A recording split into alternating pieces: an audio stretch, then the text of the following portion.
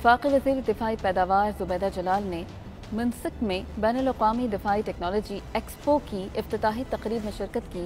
Belarus کے وزیر دفاع اور دیگر حکام سے ملاقاتیں بھی کی، جن میں پاکستانی سفیر سجاد حیدر خان بھی موجود تھے۔ تفصیلات شاہد گھمن کی اس رپورٹ میں۔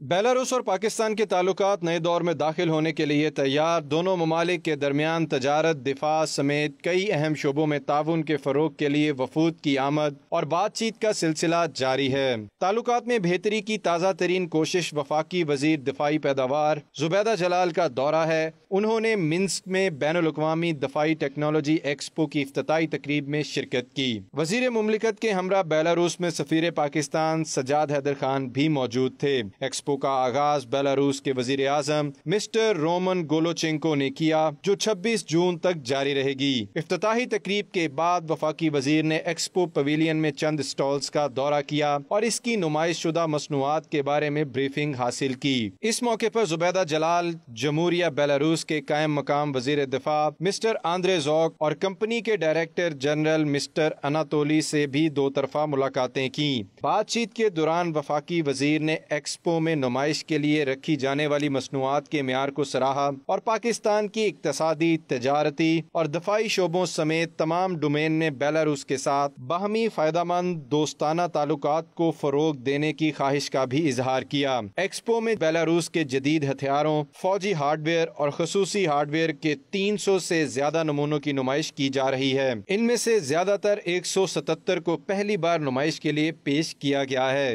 جبکہ کچھ مصنوعات کو اپ گریڈ ورژن دیا گیا ہے۔ شاہد گھمن، 92 نیوز، بیلاروس۔